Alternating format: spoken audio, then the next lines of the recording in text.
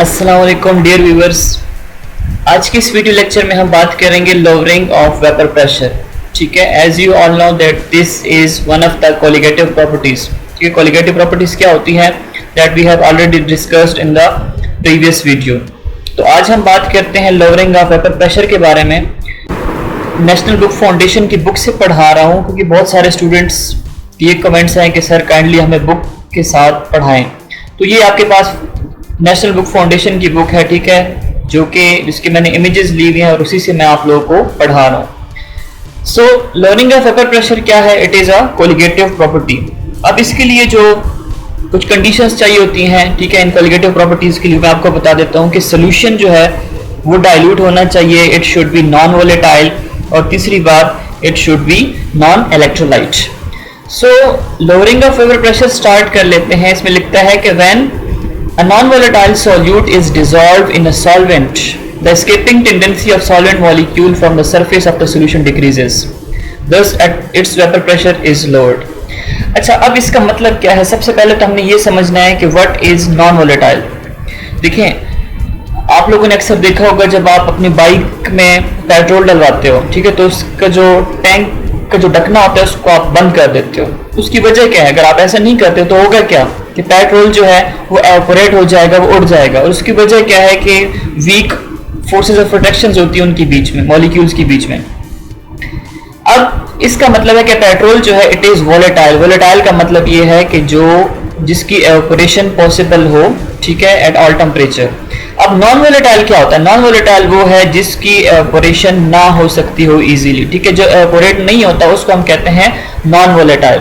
कहता है कि अगर आपके पास एक सोल्यूशन है, ठीक है, ये आपके पास एक बीकर है, इसके अंदर कोई आपके पास सोल्यूशन पड़ा हुआ है, आप क्या करते हो? आप इसके अंदर यहाँ पे नॉन वोलेटाइल कोई सॉल्यूट ऐड करते हो। आपको पता है ना कि solution is composed of two components, एक होता है आपके पास सॉल्यूट और दूसरा आपके पास होता है सॉल्वेंट। तो सॉल्यूट क्या होता है? वो है जिसको आप लेसर अमाउंट में डालते हो। फॉर एग्जांपल आपने शरबत बनाना है, तो शरबत जब आप बनाते हो तो उसके लिए जो बेसिक इंग्रेडिएंट्स होती हैं वो आपके पास शुगर होती है, उसके बाद आप उसके अंदर जामी शीनी डालते हो, वाटर डालते हो। तो वाटर जो आप ग्रेटर अमाउंट में डालते हो तो वाटर क्या होगा? Water would be solvent. लेकिन जो आप शुगर डाल रहे हो वो आप लेसर अमाउंट में डालते हो तो शुगर वुड बी सॉल्यूट। कहता है कि अगर आपके पास सोल्यूशन है, आप उसके अंदर क्या डाल रहे हो? एक सॉल्यूट डाल देते हो।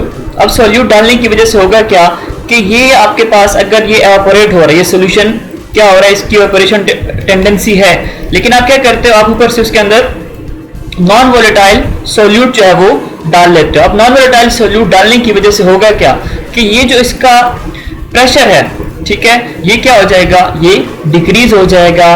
जो एस्केपिंग टेंडेंसी है, ठीक है, जिस स्पीड से ये मॉलिक्यूल एस्केप हो रहे थे बाहर सराउंडिंग में, ये जो एस्केपिंग टेंडेंसी है ये कम हो जाएगी। इसको हम कहते हैं कि आपके पास इसका जो वेपर प्रेशर है वो क्या हो गया? लो हो गया, ठीक है, डिक्रीज हो गया। अब जैसे राउल्ट्स लॉ है, ठीक है, ये आप लोगों ने पढ़ा हुआ है कि राउल्ट्स लॉ जो है ये कहते हैं कि अगर आप किसी सॉल्यूशन के अंदर कोई सॉल्यूट डाल लेते हो, नॉन वोलेटाइल सॉल्यूट, तो उसका वेपर प्रेशर क्या होगा? वो डिक्रीज हो जाएगा। So according to Raoult's law, relative lowering of vapor pressure is equal to mole fraction। अब ये जो इक्वेशन है ये हमारे पास कहां से आई है? This is from Raoult's law. इसमें जो आपके पास डेल्टा पी लिखा हुआ है ना, it is lowering of vapour pressure. इसको मैं रेड से सर्कल कर देता हूं। Delta P change in pressure, that is lowering of vapour pressure. आप अपनी नोटबुक पे लिख लें। इसी तरह जो आपके पास पी नॉट है, ठीक है, this P not it is actually vapour pressure of pure solvent. और जो आपके पास x2 है, x2 क्या चीज है? It is mole fraction of solute, ठीक है, सॉल्यूट का जो मोल फ्रैक्शन है वो हमारे पास, उसको हम रिप्रेजेंट करते हैं x2 से। अब कह रहा है कि if n1 and n2 are the number of moles of solute and solvent respectively, then अब आपके पास सॉल्यूशन है। सॉल्यूशन के अंदर दो कंपोनेंट है, एक आपके पास सॉल्यूट है और दूसरा आपके पास क्या है? सॉल्वेंट है। अब अगर आपके पास सॉल्वेंट या सॉल्यूट मौजूद है तो डेफिनेटली उसके कुछ नंबर ऑफ मोल्स भी होंगे। कह रहा है कि सॉल्वेंट के लिए जो नंबर ऑफ मोल्स है उसको हम रिप्रेजेंट करते हैं कि वो क्या है? n1। इसी तरह जो सॉल्यूट के लिए नंबर ऑफ मोल्स है उसको हम रिप्रेजेंट करते हैं n2 के साथ, ठीक है। तो अब अगर हम मोल फ्रैक्शन निकालते हैं सॉल्यूट का, ठीक है, ये आपके पास जैसे आपके पास this is the mole fraction for solute particle that is present in the solution. अब अगर हमें इसका मोल फ्रैक्शन निकालना है तो हम क्या करेंगे, N2 divide by N1 plus N2. अब मोल फ्रैक्शन हम निकालते कैसे? मोल फ्रैक्शन है क्या चीज कि टोटल जो आपके पास सॉल्यूशन है उसमें सॉल्यूट के नंबर ऑफ मोल्स कितने हैं, this would be equal to the mole fraction of solute. ठीक है, आपके पास सॉल्यूशन है ना, देखें ये आपके पास number of moles N1 plus N2, ये आपके पास क्या है, दिस इज फॉर सॉल्यूशन.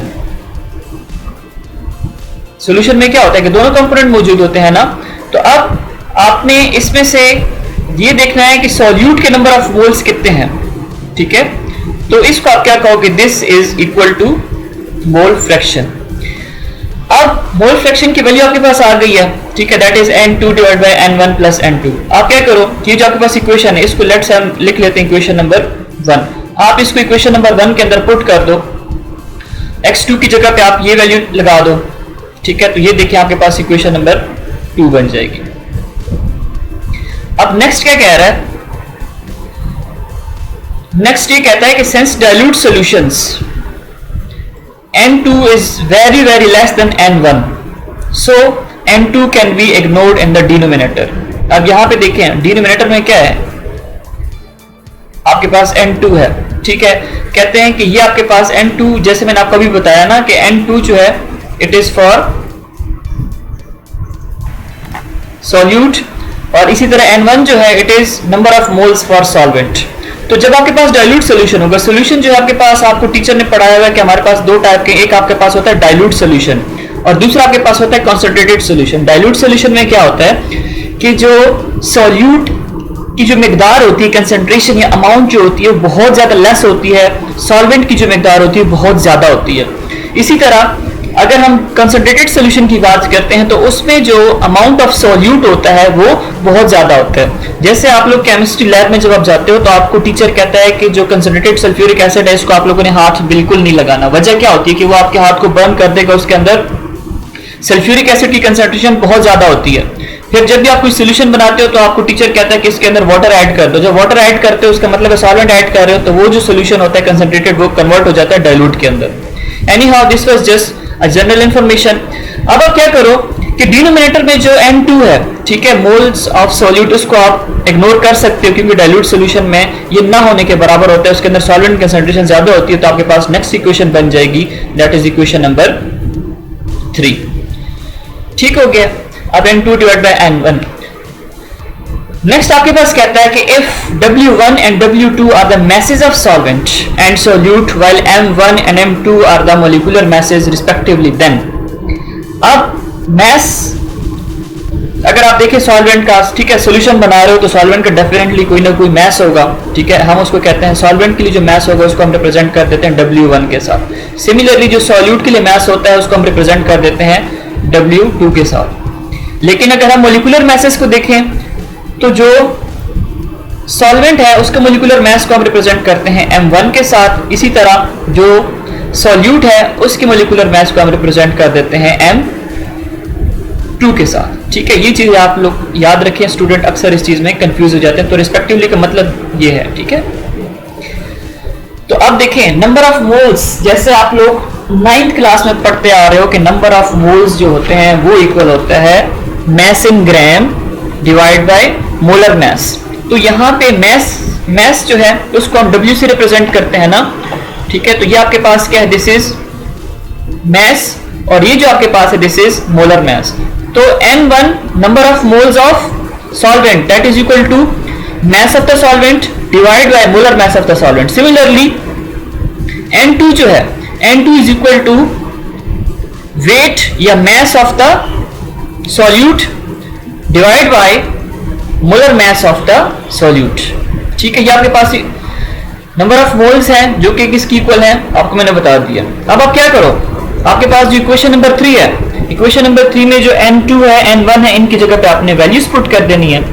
सो इसको आप ऐसे कर सकते हो कि N2 की जगह पे आप क्या लिखोगे, N2 की जगह पे आप ये ग्रीन मैं इसको इंसर्कल कर देता हूं, आप इसको ये पुट कर दो W2 divide by M2. Similarly N1 की जगह पे आप क्या पुट करोगे, W1 डिवाइड बाय M1. तो ये आपके पास इक्वेशन नंबर 4 आ जाएगी. ठीक है, नाउ वी हैव 4 इक्वेशंस। अब आपने करना क्या है, आपने ये करना है कि थोड़ा सा मैथ्स इस्तेमाल करना है। इस इक्वेशन को मैं थोड़ा सा एक्सपेंड कर देता हूँ। जो अगर फॉर एग्जांपल मेरी तरह के स्टूडेंट हैं, जो बायो के स्टूडेंट हैं, जिनको मैथ्स नहीं आती, तो मैं उनके लिए थोड़ा सा एक्सपेंड कर देता हूँ।